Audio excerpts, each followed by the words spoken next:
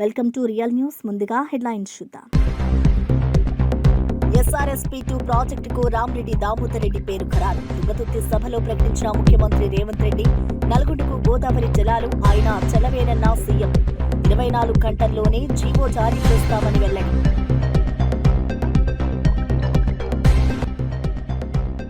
హిందూపురం పర్యటనలో medical కాలేజీలపై YCP వైఖరిపై స్పందించిన MLA Balakrishna. YCP ప్రభుత్వంలో మెడికల్ కాలేజీలను గోడలకే పరిమితం చేశారు అని వెల్లడి.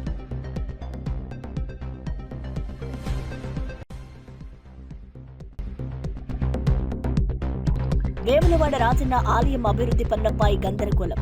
ఈవో తీరుపై మండిపడుతున్న బీజేపీ శ్రేణులు. ప్రభుత్వం దిష్టిబొమ్మ దహనం చేసి నిరసన తెలిపిన బీజేపీ నాయకులు. అభివృద్ధి పేరిట ఆగం చేస్తున్న వేములవాడ ఈవో అంటూ ఫైర్.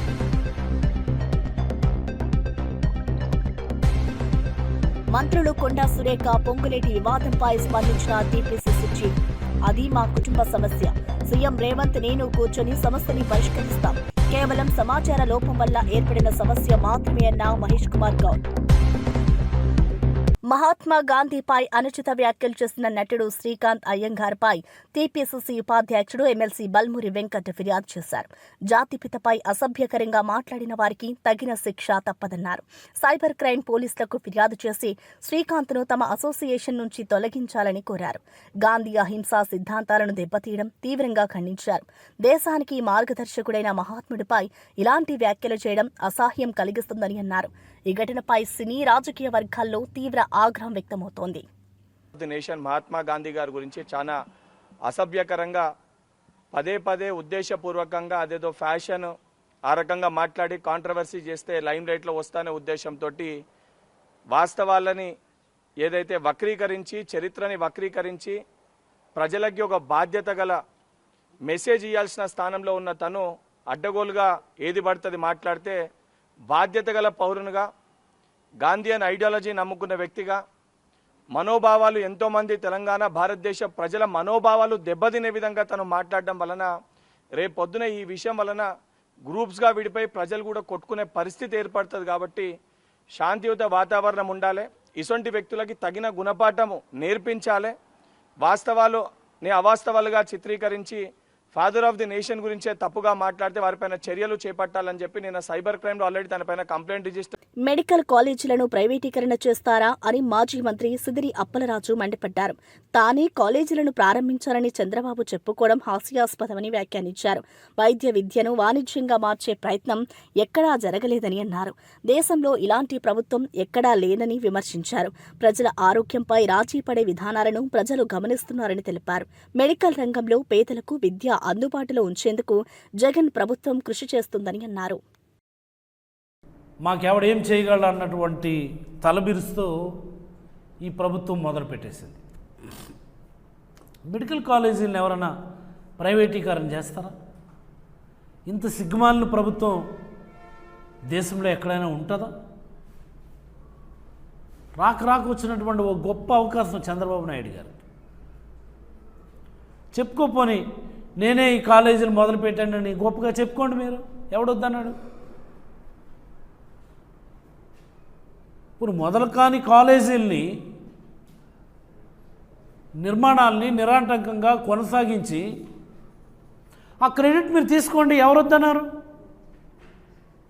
ఇదేంటిది? పాపం ఇది. పక్కనేమో మెడికల్ కాలేజీల అమ్మకం.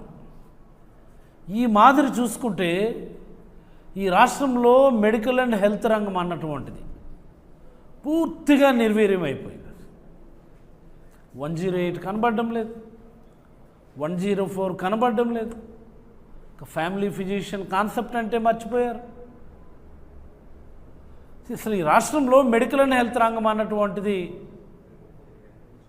పూర్తిగా పడకేసి హెల్త్ ఎమర్జెన్సీ ప్రకటించేటటువంటి సమయానికి చేరుకుందని నేనైతే అభిప్రాయపడతా ఉన్నాను. జోర్డాన్లో చిక్కుకున్న తెలంగాణ గల్ఫ్ కార్మికులకు మాజీ మంత్రి హరీష్ రావు భరోసా ఇచ్చారు. వారి సమస్యలను విదేశీ వ్యవహారాల శాఖ దృష్టికి తీసుకెళ్లామని తెలిపారు. తెలంగాణకు తిరిగి రప్పించేందుకు అన్ని విధాలా కృషి చేస్తున్నామని కార్మికులతో ఫోన్లో మాట్లాడారు. ఉపాధి కోసం విదేశాలకు వెళ్లిన వారిని రక్షించేందుకు ప్రభుత్వం బాధ్యతగా వ్యవహరిస్తుందని అన్నారు. గల్ఫ్ ప్రాంతాల్లో ఉన్న తెలంగాణ ప్రజలకు ఎలాంటి ఇబ్బందులు రాకుండా చూసేందుకు చర్యలు తీసుకుంటామని తెలిపారు. హరీష్ రావు స్పందనతో ఇండియన్ ఎంబాసీకి మాట్లాడుతున్నాడు, ఎక్స్టర్నల్ అఫైర్స్ మాట్లాడుతున్నాడు. నేనే చెప్పిన ఎట్లన్నా మన పిల్లల్ని తీసుకొచ్చుకుందామన్నా కొద్దిగా సీరియస్ తీసుకోండి అంటే పాపం సురేష్ రెడ్డి గారు వారు ఇప్పుడు ఎంపీ, మన బీఆర్ఎస్ పార్టీ రాజ్యసభ ఎంపీ, వారే సీరియస్ తీసుకొని ప్రయత్నం చేస్తున్నారు.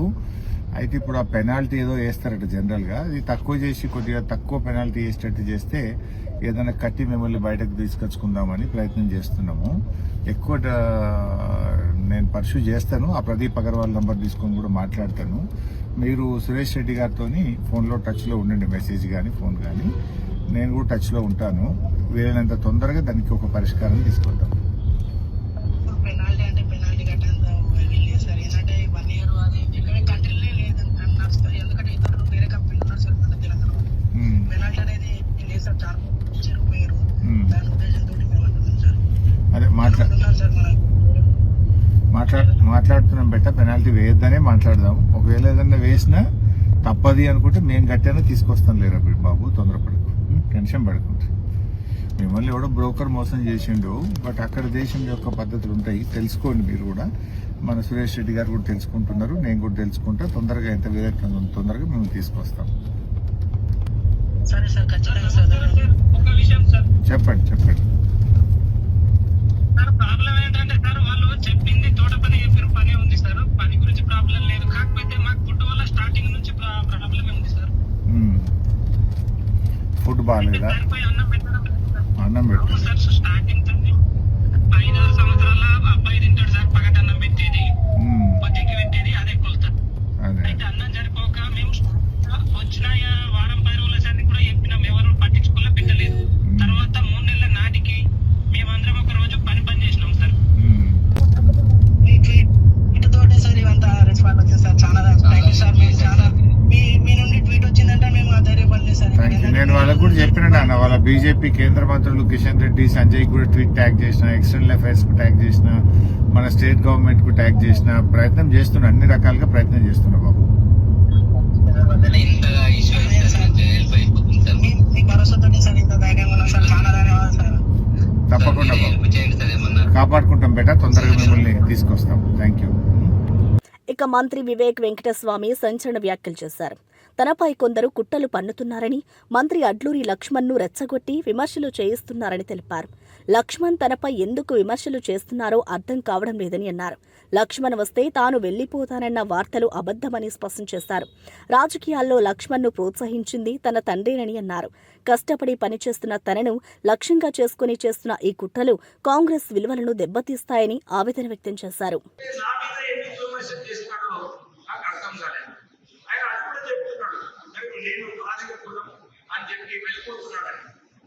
తప్పుడు ప్రచారం ఎందుకు చేయాలి? నేను ఉన్నాను అక్కడ, అందరు చూస్తున్నారు, మీటింగ్లలో చూస్తున్నారు, అన్ని మీటింగ్లలో నేను కలిసి పనిచేస్తున్నాను.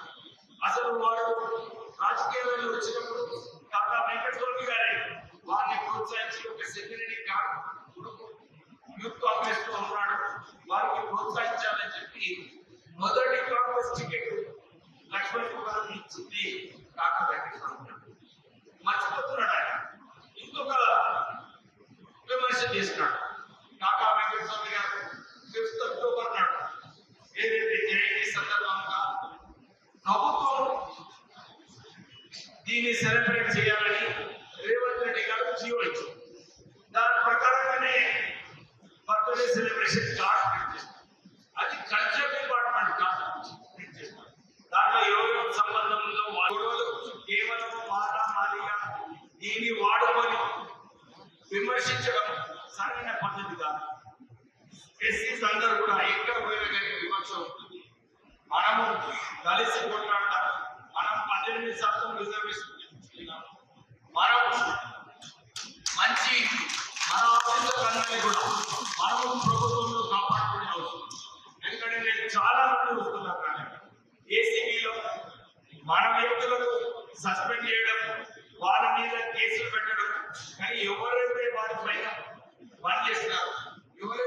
కింద పనిచేస్తున్నారు వాళ్ళ మీద ఏం యాక్షన్ లేదు. మన వాళ్ళు ఎవరైతే ఉన్నారో వాళ్ళ మీద యాక్షన్ తీసుకోవాలి. సో ఈ వివక్షను పోవాలనుకుంటే మనం అందరం కూడా కలిసి పనిచేయాలి. నేను ఇంతకుముందు కూడా మన గంగాధర్ గారు చెప్పారు మీటింగ్లో మాట్లాడినప్పుడు, వివేక్ గారు వారికి మంత్రి పదవి ఇంపార్టెంట్ కాదు.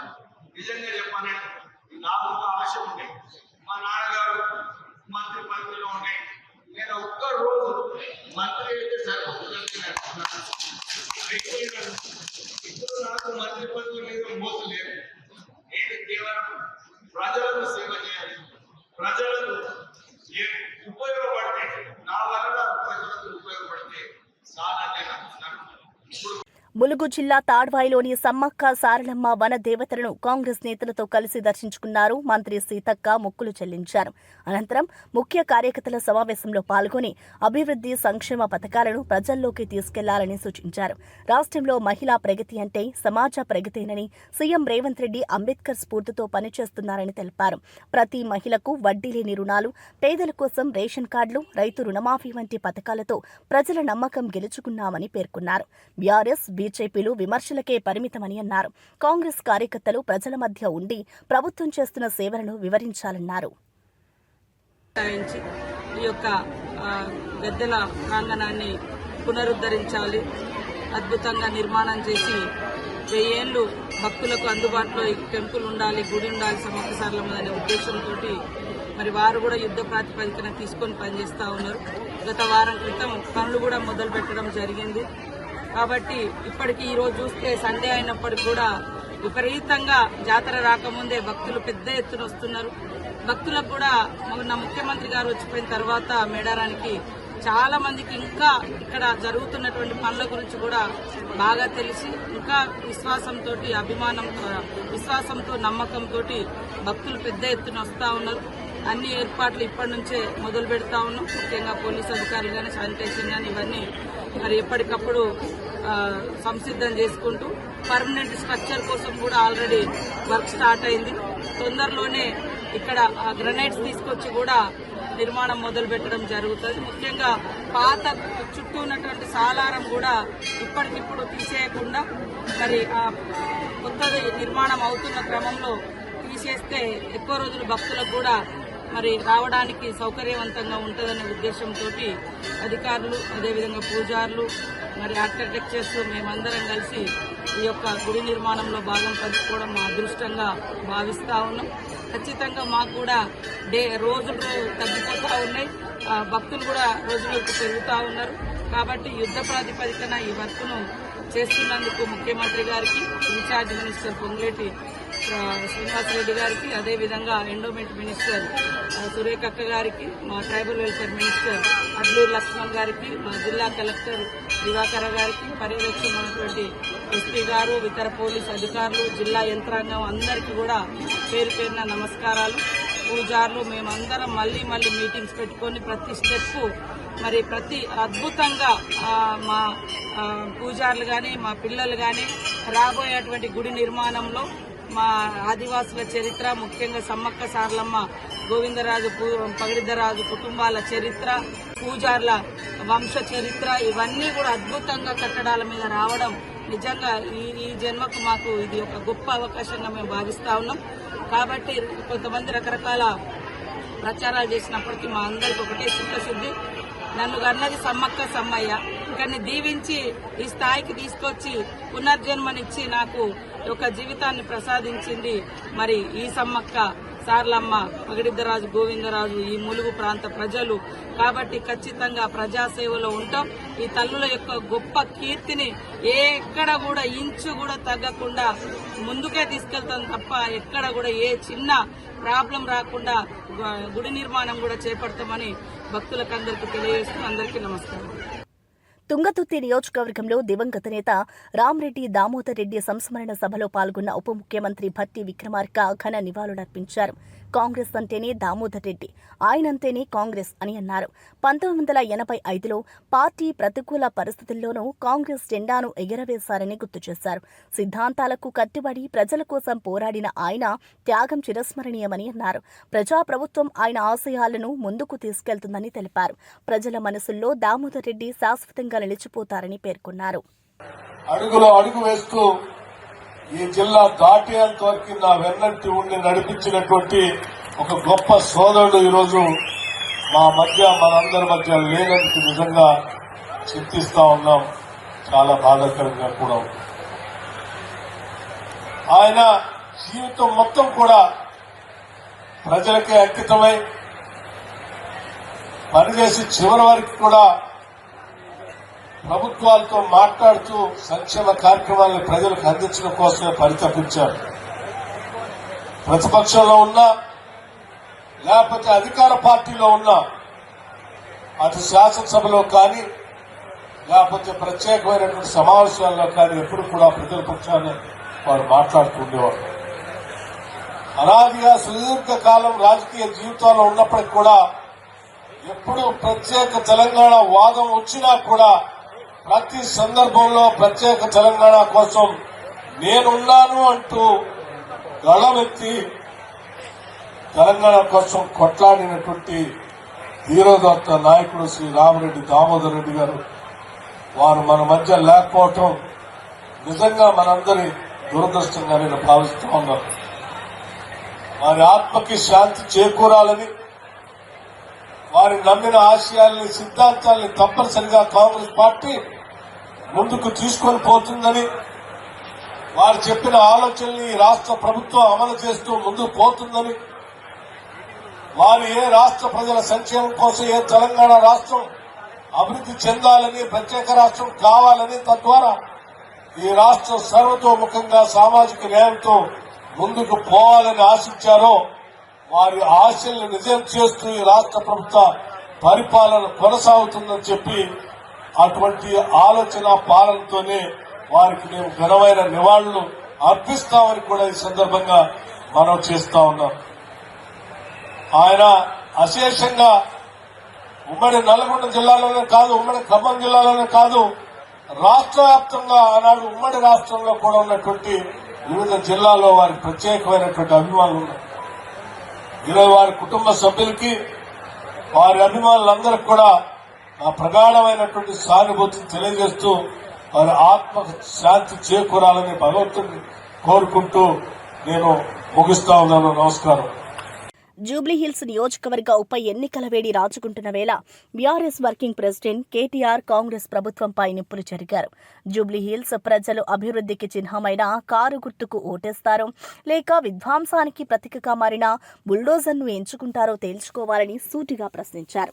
ఈ ఉప ఎన్నిక ద్వారా రేవంత్ రెడ్డి ప్రభుత్వానికి గట్టి గుణపాఠం చెప్పాలని ఆయన పిలుపునిచ్చారు.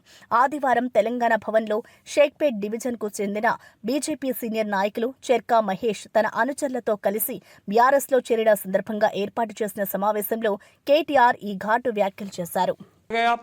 क्या दिखा के पूछेंगे आप? एक घर बांधे, यहाँ पे एक घर दिए, एक गरीब को घर दिए, एक मकान का पट्टा दिए किसी को, एक गरीब को कोई पट्टा दिया, आप कितने घर गिराए आप हाइड्रा के नाम पे? इसीलिए मैं बोल रहा हूं, आप शेखपेट के हमारे जो भाई है, बहन है, सबक सिखाने का है कांग्रेस पार्टी को. अगर ये इलेक्शन कांग्रेस हारता उसका कोई नुकसान नहीं होता, उसका हुकूमत नहीं खत्म होता, पर उनको एहसास होता कि अवाम गुस्से में है. ఈ ఎలక్షన్ల కాంగ్రెస్ ఓడిపోతే వాళ్ళకి వచ్చిన నష్టం ఏం లేదు, సర్కార్ ఏం పడిపోదు. కానీ ఈ ఎలక్షన్ల గట్టిగా కడుపులోకి వెళ్ళి గుద్దితే కాంగ్రెస్ వాళ్లకు బుద్ధి వస్తుంది. అగో ప్రజలు కోపం మీద ఉన్నారు. 2,500 రూపాయలు లేకపోతే ఆడపిల్లలు ఊకోరు, స్కూటీ లేకపోతే ఊకోరు, జూట మాటలు చెప్పి ఓట్లు దొబ్బి తర్వాత మళ్ళీ మాట తప్పితే ఊకోరు, బుద్ధి చెప్తారు. రేపు అడ్రస్ లేకుండా డిపాజిట్లు గల్లంతు చేస్తారు అని ఒక భయం పెట్టాలంటే, కాంగ్రెస్ కడుపులా బుగులు ఉట్టాలంటే ఈ ఎలక్షన్ల ఖచ్చితంగా కాంగ్రెస్ క్యాండిడేట్ది డిపాజిట్ కూడా లేకుండా ఓడగొట్టే జిమ్మదారి దయచేసి తీసుకోవాలి. భయపెడతారు వచ్చి, నాకు తెలుసు. ఇక మన బస్తీలకు వస్తారు. నిన్న మొన్నటిదాకా పత్తలేని కాంగ్రెస్ వాడు వస్తాడు, ఇంటింటికి వస్తాడు, అక్క అంటాడు, చెల్లె అంటాడు, వదినే అంటాడు, కోడలు అంటాడు, వరసలు కలుపుతాడు, మస్తు కథలు చెప్తారు. ఇక నువ్వు గెలిపి ఓటు గుద్దు, వస్తూనే ఉన్నాయి పైసలు. కేసీఆర్ మొత్తం అప్పుల పాలు చేసిపోయింది. ఏం చెప్పాలి నీకు? ఏం బాగా రేవంత్ రెడ్డి బాగా కష్టపడుతుండు అని బిల్డప్లు ఇస్తారు. నేను ఒక్క మాట అడుగుతున్నా, కరోనా వచ్చింది యాదికుందా అందరికీ? మర్చిపోయారా? 5 ఏళ్ల కిందట కరోనా వచ్చింది. కరోనా వచ్చినప్పుడు ఎవరైనా అనుకున్నామా మూతికి బట్టలు కట్టుకొని ఇళ్లలో కూర్చోబడుతుందని? మొత్తం కారోబార్ బంద్ అయింది. కరోనా వచ్చినప్పుడు మొత్తంగా రాష్ట్రంలో, దేశంలో, ప్రపంచంలో కారోబార్ బంద్. సున్నా, ప్రభుత్వం దగ్గర ఆదాయం సున్నా, ఒక్క పైసా లేదు, బుడ్డ పైసా లేదు ప్రభుత్వంలో. మరి అప్పుడు పెన్షన్లు ఆగినాయా? కేసీఆర్ ఇచ్చేటి కళ్యాణ లక్ష్మి చెక్కులు ఆగినాయా? రైతు బంద్ ఆగిందా? కేసీఆర్ కిట్లు ఆగినాయా? మరి సున్నా పైసలు ఉన్నప్పుడు, రూపాయి ఆదాయం లేనప్పుడు కేసీఆర్ ఇచ్చిండెట్లా? మరి ఇంత మంచి రాష్ట్రాన్ని నీ చేతిలో పెట్టిపోతే నువ్వు ఇస్తలేవెట్లా? 2 ఏళ్ళు అయిపోయాయి కదా, 2 ఏళ్ళు సరిపోలేదు అయ్యనికే? ఇంకా కూడా తొంపులు పెట్టుడు, ఇంకా కూడా కేసీఆర్ మీద బదనాం పెట్టుడు, కేసీఆర్ని తిట్టుడు. मैं कल परसों एक देखा था, कोई अच्छा पोटा है, कोई रील बनाया, हैदराबाद का पोटा, कोई जबरदस्त रील बनाया. 2 साल में क्या करे भाई रेवंत रेड्डी बोलते, एक गाना है, तेरा नाम लिया, ये కేసీఆర్ చూపెట్టుకుంటా, तुझे याद किया అంటే 24 గంటల్లోనే జీవో ఇచ్చి ఎస్ఆర్ఎస్పీ 2కి రామ్రెడ్డి దామోదర్ రెడ్డి పేరు పెట్టి తెలంగాణ ప్రభుత్వం ఘనంగా సత్కరించింది. ఆయన త్యాగాలు తెలంగాణ చరిత్రలో సువర్ణాక్షరాలుగా నిలిచాయని సీఎం రేవంత్ రెడ్డి పేర్కొన్నారు. తెలంగాణ ఉద్యమంలో ప్రాణాలు అర్పించిన దామోదర్ రెడ్డి గారికి ఇదే నిజమైన నివాళి అని తెలిపారు. ప్రజల కోసం పోరాడిన ఆయనను స్మరించుకోవడం ప్రతి నాయకుడి కర్తవ్యమని అన్నారు.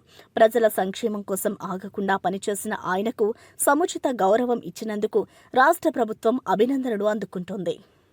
జిల్లాలో ఉమ్మడి రాజకీయ పార్టీలు ఏవైనా సరే, కమ్యూనిస్టులు కావచ్చు, కాంగ్రెస్ కావచ్చు, ఆనాటి తెలుగుదేశం పార్టీ కార్యకర్తలు కావచ్చు, ఎస్ఆర్ఎస్పీకి రామ్రెడ్డి దామోదర్ రెడ్డి గారి పేరు పెట్టడంలో ఎవరికి ఎలాంటి అభ్యంతరం ఉంటుందని నేను అనుకోను. నిజంగా వారికి ఇది ఒక గుర్తింపు, వారికి నిజమైన నివాళి. ఎస్ఆర్ఎస్పీ 2కి ఆర్డీఆర్ ఎస్ఆర్ఎస్పీ 2 అని నామకరణం చేయడం వారికి నిజమైన నివాళి, వారి పోరాటానికి, వారి త్యాగాలకు గుర్తింపు. 24 గంటలు తిరిగే లోపల తప్పకుండా జీవోను ఇచ్చి రామ్రెడ్డి దామోదర్ రెడ్డి గారి యొక్క గౌరవాన్ని, వారి త్యాగాలని తెలంగాణ రాష్ట్ర ప్రభుత్వం గుర్తిస్తుంది. ఎప్పుడు మంత్రులు కొండా సురేఖ, పొంగులేటి వివాదంపై టీపీసీసీ చీఫ్ మహేష్ కుమార్ గౌడ్ స్పందించారు. అది మా కుటుంబ సమస్య మాత్రమేనని, సీఎం రేవంత్తో కలిసి కూర్చొని పరిష్కరిస్తామని తెలిపారు. మంత్రుల మధ్య పెద్ద సమస్య ఏమీ లేదని స్పష్టం చేశారు. కేవలం సమాచార లోపం వల్లే ఈ పరిస్థితి ఏర్పడిందని తెలిపారు. కాంగ్రెస్ ప్రభుత్వం బలమైన ఐక్యతతో ముందుకు సాగుతుందని అన్నారు. నాయకుల మధ్య చిన్న చిన్న విభేదాలను పరిష్కరించుకునే సామర్థ్యం పార్టీకి ఉందని అన్నారు. ప్రజల సంక్షేమం, అభివృద్ధి పథకాల అమలుపైనే దృష్టి సారించాలని ఆయన సూచించారు. 6 గ్యారెంటీల వ్యవస్థను ఇవాళ దేశానికే రోల్ మోడల్. ఇది తెలంగాణలో సోనియా గాంధీ గారు వాగ్దానం ఇచ్చిన 6 గ్యారెంటీల స్కీమ్ దేశానికి రోల్ మోడల్. ఇవాళ మేము చెప్పుకోలేకనా, ఇవన్నీ ప్రజలు గ్రహిస్తూ ఉన్నాయి, ప్రజలకు అందుతూ ఉన్నాయి, ప్రజలు సంతోషంగా ఉన్నారు. ఈ ఆపోజిషన్ నాయకులు 4-5 మాట్లాడితే ప్రజలేం మభ్యపడిపోరు. వాస్తవంగా ప్రజలకు సంక్షేమం అందుతూ ఉంది. దేశంలో, ఈ రాష్ట్రంలో డెవలప్మెంట్ అందుతూ ఉంది, రోడ్లు ఆధునీకరణ జరుగుతూ ఉన్నాయి. ఎక్కడ లోపం ఉంది?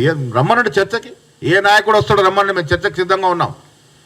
కాంగ్రెస్ ప్రభుత్వం 23లో వచ్చిన తర్వాత మేము ఇస్తున్న సంక్షేమం, మేము ఇస్తున్న అభివృద్ధి చర్చకు సిద్ధంగా ఉన్నాము. 10 ఏళ్ళలో మీరు ఇచ్చిన అభివృద్ధి, 10 ఏళ్ళలో మీరు ఇచ్చిన సంక్షేమం మీద చర్చకు సిద్ధమా? మంత్రులు ఏదైనా అది మా కుటుంబ సమస్య, మా దృష్టి కూడా వచ్చింది. ముఖ్యమంత్రి గారు నేను కూర్చొని దాని సమస్య పరిష్కరింప చేస్తాం. వచ్చారు సీతక్క గారు కూడా, కొండా సూర్య గారు, ఇద్దరు కూడా మాట్లాడినారు. అది కంప్లైంట్లకు కాకుండా ఒకటి ఉన్నట్టు సమాచారం నాకు ఇచ్చినారు. డెఫినెట్గా మాట్లాడేది పరిష్కరింపజేసే ప్రయత్నం చేస్తాం. పెద్ద సమస్య కాదు, అది చిన్న అది సమాచార లోపం వల్ల జరిగింది. వైసీపీ నేతల ఆరోపణలపై మంత్రి మండిపల్లి రాంప్రసాద్ రెడ్డి తీవ్రంగా స్పందించారు. వైసీపీ హయాంలోనే మెడికల్ సీట్లు ప్రైవేటు పరం చేశారని విమర్శించారు. నకిలీ మద్యం వ్యవహారంపై జగన్ చేసిన వ్యాఖ్యలు నిరాధారమని తెలిపారు. కాణిపాకం గుడి వద్ద ప్రమాణం చేసేందుకు తాను సిద్ధమని, జగన్ కూడా సిద్ధమేనా అని సవాల్ విసిరారు. ప్రజల ముందే సత్యాలు తేల్చుకుందామని అన్నారు. వైసీపీ నాయకులు అబద్దాలతో ప్రజలను మోసం చేస్తున్నారని ఆరోపించారు. జగన్కు ఇది నైతిక పరీక్ష అవుతుందని రాంప్రసాద్ వ్యాఖ్యానించారు. అందరూ జైలు పాలు అవడం జరుగుతూ ఉంది. ఈరోజు చూస్తూ ఉంటే మీ పార్టీలో మెయిన్ నాయకుడు మిథున్ రెడ్డి గారు 71 రోజు జైల్లో ఉండి బయటకు రావడం జరిగింది. సజ్జల రామకృష్ణారెడ్డి గారు ఈరోజు మాట్లాడుతున్నారు. ఏదో ఈ ప్రభుత్వంలో మద్యంలో ఈ తెలుగుదేశం ప్రభుత్వం వచ్చిన తర్వాత ఏదో అన్యాయం జరిగిపోయిందని చెప్తున్నారు. మద్యం లాబీలు సిండికేట్లు నడిపింది మీరండి. ముఖ్యంగా గత 5 సంవత్సరాల్లో నాసిరకం మద్యం తయారు చేసింది మీరు. ఈ రాష్ట్రంలో తయారు చేసే విధానాన్ని కనబెట్టింది మీరు. ఈరోజు మీ సోదరులు ఎవరైతే అనిల్ రెడ్డి గారు సౌత్ ఆఫ్రికాలో ఉన్నారో, సౌత్ ఆఫ్రికాలో ఈ మద్యం వ్యాపారం చేస్తున్నారో వాళ్ళ ద్వారా ఇక్కడ లిక్కర్ పాలసీని తయారు చేసి అక్రమంగా నాసిరకం మద్యం కంపెనీలు, అక్రమైన కంపెనీలు ఏర్పాటు చేసి ఈ రాష్ట్ర వ్యాప్తంగా మంచి కంపెనీలందరినీ రాష్ట్రం వదిలే విధంగా చేసి మీరు ఇక్కడ వ్యాపారం చేయడం జరిగింది. ఆ రోజు మీరు తప్పు చేశారు కాబట్టి ఈ ప్రభుత్వం వచ్చిన తర్వాత చట్టపరంగా చర్యలు తీసుకున్నాం కాబట్టి మీ యొక్క ఎవరైతే మెయిన్ నాయకులు ఉంటారో వాళ్ళందరూ జైలు పాలు కావడం జరిగింది. ఈరోజు మీ నాయకులు మాట్లాడుతూ ఉన్నారు, మాకు క్లియర్ చిట్ ఇచ్చింది కోర్టు అని చెప్తున్నారు. మేము ఒకటే ప్రశ్నిస్తున్నాం, ఎక్కడ మీకు క్లియర్ చిట్ ఇచ్చారు? న్యాయపరమైన లొసుకులను అడ్డం పెట్టుకొని ఈరోజు మీరు బెయిల్ పైన బయట తిరుగుతూ ఉన్నారు. కేవలం కండిషన్ బెయిల్ మీద మీరు బయటకు వచ్చి ఈరోజు మా ప్రభుత్వం పైన మా పైన నిందలు వేస్తూ ఉన్నారు. మేము ఒకటే సవాల్ విసురుతున్నాం. మొన్న మొలకల చెరువులో జరిగిన ఘటన గురించి నేను ఒకటే చెప్తున్నా. ఈ ప్రాంతవాసిగా ఒక మాజీ ముఖ్యమంత్రి హోదాలో జగన్మోహన్ రెడ్డి గారు ప్రెస్ మీట్ ఏర్పాటు చేసి ఒక పెద్ద స్క్రీన్ పైన మా ముఖ్యమంత్రి గారి పైన, ఆ తర్వాత మా యువ నాయకుల పైన, మంత్రిగా ఉన్న నా పైన మాట్లాడడం జరిగింది. నేను ఛాలెంజ్ విసురుతున్నా జగన్మోహన్ రెడ్డికి, రండి ఇక్కడే మన కాణిపాకం వినాయకుని దగ్గర ప్రమాణం చేస్తాం. ఈ అక్రమ మద్యంలో మీరెవరైతే మా మీద నిందలు మోపారో మాకు దీంట్లో. హిందూపురం పర్యటనలో ఎమ్మెల్యే బాలకృష్ణ వైసీపీ ప్రభుత్వ వైఖరిపై విమర్శలు గుప్పించారు. మెడికల్ కాలేజీలు కేవలం గోడలకే పరిమితమయ్యాయని అన్నారు. పీపీపీ అంటే ప్రభుత్వం ఆధ్వర్యంలో ప్రైవేటీకరణ అన్నది అర్థమని వ్యంగ్యంగా వ్యాఖ్యానించారు. గత ప్రభుత్వం కాలేజీల కోసం 200 కోట్లు మాత్రమే ఖర్చు చేస్తుందని తెలిపారు. ఇప్పుడు మళ్లీ అధికారంలోకి రావాలన్న ఊబలాటంలో వైసీపీ తప్పుడు ఆరోపణలు చేస్తుందని పేర్కొన్నారు. చీలమత్తూరు మండలంలోని తుమ్మలకుంటలో స్మార్ట్ కార్డుల పంపిణీ కార్యక్రమంలో మాట్లాడిన ఆయన ప్రజల అభివృద్ధి కోసం టీడీపీ కృషి చేస్తుందని తెలిపారు. ఆయన సంకల్ప బలీయం తప్పకుండా హిందూపురాన్ని ఇంకా ముందు ముందు ఇటువంటి ఎన్నో జరుగుతున్న వీటిలో మార్పులతో పాటు ప్రపంచంతో మనం మారాలి. మారకపోతే అది మన దురదృష్టం. సో ఈ మార్చగల కళ్ళ ముందు కనపడతాయి ప్రత్యక్షంగా ఉన్న జరుగుతున్న మార్పులన్నీ కూడా. ఇప్పుడు ఇవాళ ఈ స్మార్ట్ కార్డ్ ఏదైతే రేషన్ కార్డు, సో అందరూ కూడా ఒక అంటే మన సింగిల్ విండో సిస్టమ్ అంటాం. అంటే ఎవరు వచ్చినా వాడు ఏం చేస్తారు. ఇప్పుడు వాడు 5 సంవత్సరాల్లో ఇప్పుడు మనం ఉత్తరాంధ్రకి వెళ్తే ఏముంది స్పందన చెప్తున్నారు, ఏం లేదు. అక్కడ 4 కాలేజీలు అన్నారు, 2100 కోట్లు అన్నారు. మరి వాడు ఖర్చు చేసింది ఎంత? 212 కోట్లే వాడు ఖర్చు పెట్టింది. అన్ని ఎలా ఉన్నాయని చూస్తారు. మన దగ్గర కూడా మెడికల్ కాలేజ్ తోటి గ్రౌండ్ ఫ్లోర్ కింద ఎక్స్కవేషన్ చేశారు. పైన మొదటి ఫ్లోరు గ్రౌండ్ ఫ్లోర్ కొట్టి గోడలు మాత్రం కట్టారు. అంత పరిస్థితి. ఏదైనా ఒక లైబిలిటీ ఉండాలి గవర్నమెంట్కి. ఎప్పుడు ఒక పీపీపీ మోడల్ అంటే ఏంటంటే ప్రభుత్వం యొక్క ఆధ్వర్యంలో ప్రైవేటీకరణ, అది తెలుసుకోవాల్సింది. అంటే ఇచ్చేయడం ఇలా అలసత్వానికి గురి కావడం కాదు. ఎవరో ఇచ్చిన వాడికి యాజమాన్యం ప్రభుత్వం యొక్క సూపర్విజన్ ఉంటుంది, అథారిటీ ఉంటుంది, వాళ్ళ మీద పార్ట్నర్షిప్ ఉంటుంది. వాళ్ళలో ఉన్నప్పుడు ఆ భయం ఉంటుంది వాళ్ళకి. అలాగే అన్ని విషయాల్లో మన ఆర్గనైజేషన్ ఒక రన్నింగ్ విషయంలో అయితే అన్నింటిలో కూడా వాళ్ళకు ఒక బాధ్యత. ఏపీలో మద్యపాన నియంత్రణలో జగన్మోహన్ రెడ్డి తీసుకున్న చర్యలు ప్రశంసనీయమని మాజీ మంత్రి అన్నారు. 43,000 బెల్ట్ షాపులను, అనేక మద్యం దుకాణాలను మూసివేయడం ద్వారా ప్రజల ఆరోగ్య రక్షణకు కట్టుబడ్డారని తెలిపారు. టీడీపీ నాయకులు ప్రజలను దోచుకుంటున్నారని, ఎన్డీఏ అంటే నారా నకిలీ డిస్టిలరీస్ అడ్మినిస్ట్రేషన్ అని ఎద్దేవా చేశారు. ప్రజల డబ్బును, రాష్ట్ర వనరులను దోచుకునే నారావారి కూటమి ఏ విధంగా పనిచేస్తుందో ప్రజలు గమనిస్తున్నారని వ్యాఖ్యానించారు. జగన్ ప్రభుత్వ సంకల్పం ప్రజల శ్రేయస్సు అని తెలిపారు. ప్రభుత్వ షాప్స్ గా మార్చి టైం కూడా ఏ విధంగా దగ్గరకు చేసి మరి ప్రజలకి మద్యాన్ని దూరం చేస్తూ ప్రజల్ని కాపాడుకుంటూ మహిళల్ని కాపాడుకుంటూ ముందుకు వెళ్ళాడో ఈ రాష్ట్రంలో ఉన్న మహిళలందరూ ఈ రోజు మళ్ళీ ఒకసారి గుర్తు చేసుకుంటున్నారు. ఎందుకంటే ఈ రోజు ఈ రాష్ట్రంలో నారావారి ఈ కల్తీ సారాతో ఎంత మంది రాష్ట్ర వ్యాప్తంగా చనిపోతున్నారు, దీని వెనక అంటే ఈ రాకెట్ వెనక పెద్ద పెద్ద వాళ్ళు ఎలా ఉన్నారో సాక్ష్యాధారాలతో కూడా మీకు బయటకు వస్తున్నాయి. నిజంగా ఎంత సిగ్గుచేటంటే ఈరోజు ఈ మొలకల చెరువులో బయటపడ్డ కల్తీ మద్యం స్కామ్ చూస్తే ఈ టీడీపీ నాయకులు అనేవాళ్ళు డెకాయిట్ల కన్నా బందిపోట్ల కన్నా ఎంత ఘోరంగా తయారయ్యారో మనకు అర్థమవుతుంది. ఎందుకంటే జగన్మోహన్ రెడ్డి గారిని కొట్టే దమ్ము లేక ఈవీఎంలను మేనేజ్ చేసుకొని జగన్మోహన్ రెడ్డి గారు ఇస్తున్న మంచి సంక్షేమ పథకాలు ఇవ్వటమే కాకుండా సూపర్ 6 ఇస్తాము, ఇద్దరుంటే ఇద్దరికి నలుగురుంటే నలుగురికి అని ఏ విధంగా అబద్ధాలు చెప్పి అధికారంలోకి వచ్చింది ప్రజలకి మంచి చేయడానికి కాదు, ప్రజల్ని పీల్చి పిప్పి చేయడానికి అనేది ఈ రోజు తెలుగుదేశం పార్టీ వాళ్ళు మరొకసారి నిరూపిస్తున్నారు. నిజంగా ఈరోజు ఈ రాష్ట్ర ప్రజలు తెలుసుకోవాల్సింది ఒక్కటే, ఎందుకంటే చంద్రబాబు నాయుడు అనేవారు ఎప్పటికీ మారడు. ఆ రోజు ఎన్టీఆర్ తీసుకొచ్చిన మంచి మంచి సంక్షేమ పథకాల్ని మంచి మంచి చారిత్రాత్మకమైన నిర్ణయాలను ఎలా తొంగలో దొక్కాడో మీ అందరూ గమనించారు. ఆ తర్వాత రాజశేఖర రెడ్డి గారు తీసుకొచ్చిన సంక్షేమ పథకాలు చారిత్రాత్మకమైన అనేక నిర్ణయాల్ని ఎలా తుంగలో దొక్కాడో మీరు చూశారు. ఈ రోజు మళ్ళీ ఒక్క అవకాశం ఇవ్వమని ఏడ్చి అధికారంలోకి వచ్చిన తర్వాత ఏ విధంగా జగన్మోహన్ రెడ్డి గారు తీసుకొచ్చిన సంక్షేమాన్ని అభివృద్ధిని ఎలా తుంగలో దొక్కుతూ ఈ రాష్ట్ర ప్రజలకి నరకాన్ని చూపిస్తున్నారో మనం గుర్తు చేసుకోవాలి. ఎందుకంటే ఈరోజు ఈ కూటమి ప్రభుత్వం ఎన్డీఏలో ఉన్నామంటారు. ఎన్డీఏ అంటే నేషనల్ డెమోక్రటిక్ అలయన్స్, మామూలుగా ఎన్డీఏ అంటే నేషనల్ డెమోక్రటిక్ అలయన్స్ అంటారు. కానీ ఆంధ్రప్రదేశ్లో మీరు చూస్తే ఎన్డీఏ అంటే నారా నకిలీ డిస్టిలరీస్ అడ్మినిస్ట్రేషన్, నారా వారి దౌర్భాగ్యపు అడ్మినిస్ట్రేషన్. ప్రజల్ని దోచుకోవడానికి, రాష్ట్రాన్ని దోచుకోవడానికే ఈ నారా వారి కూటమి ఏ విధంగా పనిచేస్తుందో మనం అందరం కూడా ఒకసారి గమనించాలి.